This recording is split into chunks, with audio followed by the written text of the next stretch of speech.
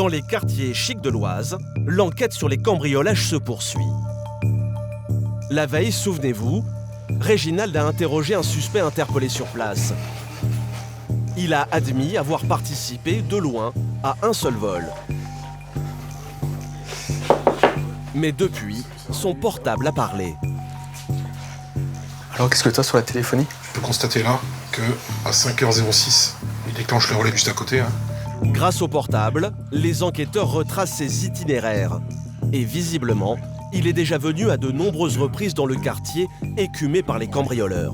Donc après, il y a des choses intéressantes aussi. Donc tu vois que le 20 mai, à 6h du matin, il déclenche le relais juste à côté.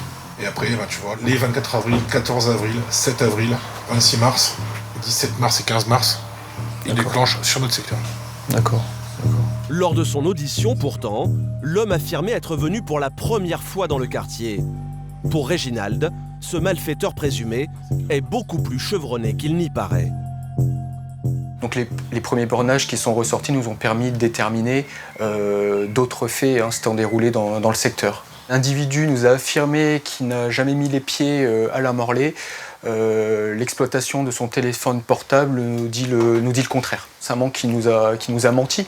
Donc il cherche peut-être à nous cacher quelque chose, voilà, tout simplement. Après avoir passé la nuit en cellule, le gardé à vue confronté à ces mensonges va peut-être se montrer plus bavard. Votre avocate est là? On va débuter l'audition. Et pour le faire avouer, l'enquêteur le soumet à sa méthode d'interrogatoire, particulièrement rodée. C'est la première fois qu'il venait dans le Lys? Moi, oui, mais je sais pas. J'ai pas posé la question, je sais pas toi. Et eux m'ont dit que c'était la première fois aussi, alors... En ce qui me concerne, je le répète, en ce qui me concerne, c'est la première fois quand je viens dans le Lys. Pourtant, il est déjà venu dans le Lys, malgré ses dires. Son portable l'a trahi. Réginald s'engouffre dans la brèche. Depuis combien de temps vous avez votre téléphone portable, là, celui qu'on a pris là? Un petit peu moins d'un an. D'accord. Vous arrive de le prêter? Non, c'est une belle machine, non, on prête pas ça. Un beau téléphone. Ça se prête pas. 500 €, je l'ai payé en cash, je prête pas ça. Toujours sur vous, ne me prêtez jamais. Ah non. D'accord. Sans le savoir, l'homme est tombé dans le piège. Réginald abat sa carte maîtresse. Votre téléphone portable a été localisé le 20 mai à 6h du matin dans le Lys. Le 20 mai. Que pouvez-vous dire là-dessus? Non, c'est pas possible. Le 20 mai, non. Il y a des professionnels chez nous qui sont habitués à ce type de procédure, qui localisent votre téléphone à 6h, période où il y a des cambriolages. Je ne suis pas venu le 20 mai ici dans le Lys, je vous le dis, monsieur. Ah non, non. Surtout à 6h du matin, qu'est-ce que je viens foutre ici à 6h du matin? Ah non. Je sais pas, c'est à vous de me répondre. Ah non, monsieur, je ne C'est à vous de me répondre. suis pas venu ici, je vous promets. L'homme continue de nier les faits. Mais c'est sans compter sur la ténacité de Réginald qui va le pousser dans ses contradictions. Je vous dis quoi? Je vous dis, je suis pas venu ici, j'explique ça comment? C'est peut-être votre femme qui a profité de votre sommeil pour vous prendre votre téléphone et partir dans le Lys, commettre je sais pas quoi. Voilà. Mais partir dans le Lys avec? Moi, je vous dis que... Je sais pas. Non, mais ma femme ne serait pas venue dans le Lys avec mon téléphone. Mais en tout cas, ma théorie est plus cohérente que la vôtre. Pour s'en sortir, l'homme trouve une explication. Peut-être que je suis passé à côté en rentrant de soirée, parce que je sais que souvent je vais à Beauvais. Des fois voir des amis ou quoi, on va en soirée. Le portable aurait borné dans le quartier en rentrant d'une soirée à Beauvais. Le souci, c'est que Réginald a un élément qui prouve exactement le contraire. On a une liste, en fait, l'opérateur nous remet une liste des endroits où vous vous trouviez. Voilà. Pam! Le jour, pam! À telle heure, pam! Le Lys. Ah, et ben on regarde la suite, hein.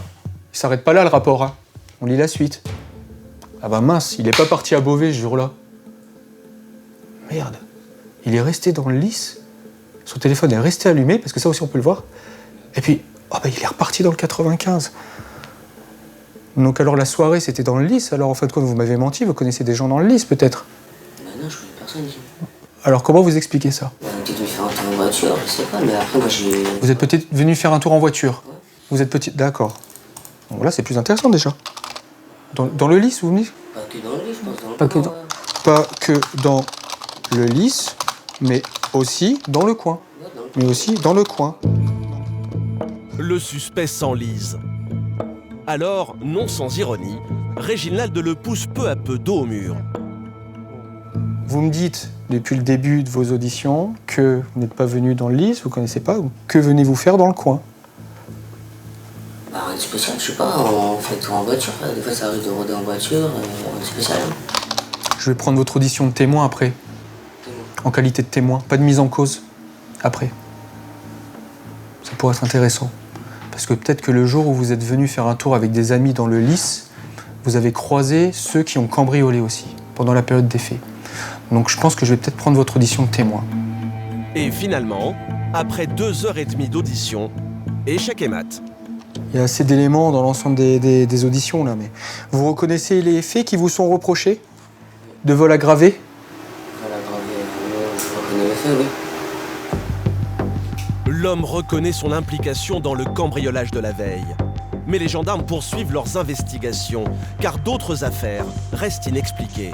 Le manque de coopération, l'incohérence dans ses propos et la décontraction dont il fait preuve durant ses auditions, alors qu'on sait pertinemment qu'il nous ment, nous montre bien qu'il n'est pas son premier coup d'essai.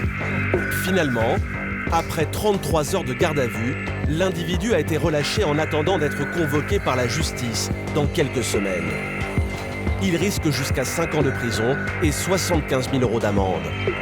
En tout cas, l'enquête a refroidi les malfaiteurs. Les tentatives de cambriolage ont chuté dans le quartier.